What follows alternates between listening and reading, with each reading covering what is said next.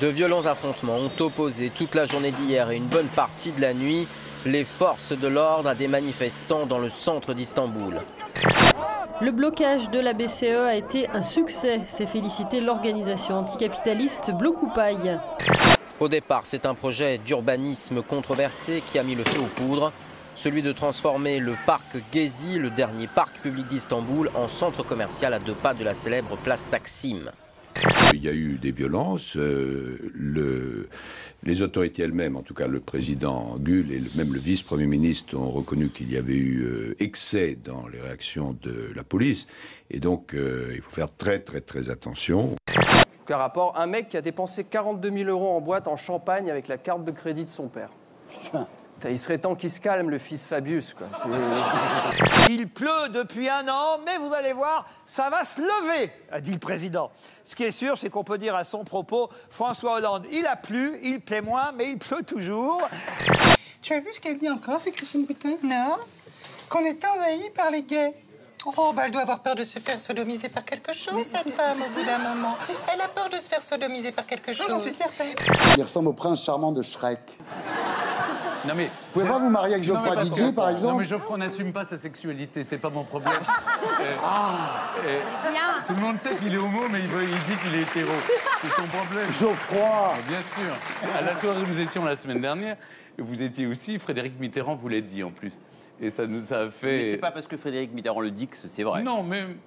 En même temps, il donne peu d'informations qui sont fausses. Mais Geoffroy, c'est pas grave. C'est pas grave de l'être. Mais je comprends que vu vos positions politiques, ça peut vous embarrasser, mais en même temps, il y a des gens très bien à qui ça arrive.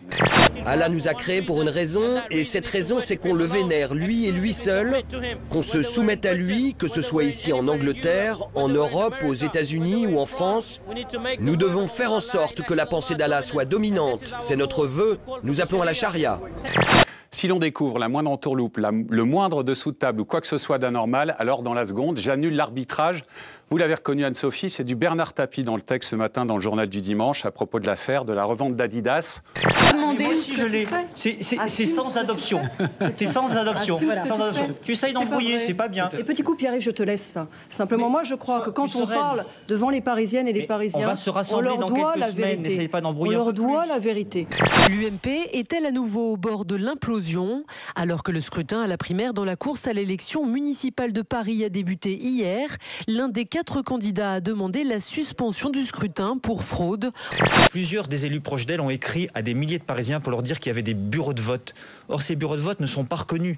Ils sont fictifs. Ce sont des permanences de soutien de Mme Kosciusko-Morizet dans lesquelles on organise l'inscription et le vote de Parisiens, ce qui n'est pas reconnu par le Conseil supérieur des primaires et qui, dans le code électoral, serait évidemment illégal.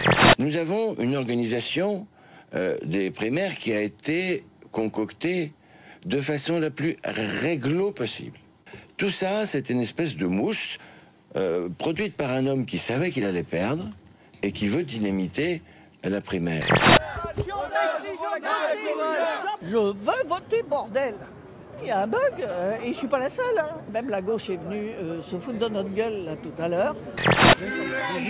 Union des magouilles parisiennes. Le grand arbitre de ces primaires, Antoine Ruffnac, un peu chahuté par quelques militants socialistes ravis de sauter sur l'occasion. Moi j'appelle au calme de façon générale. Oui.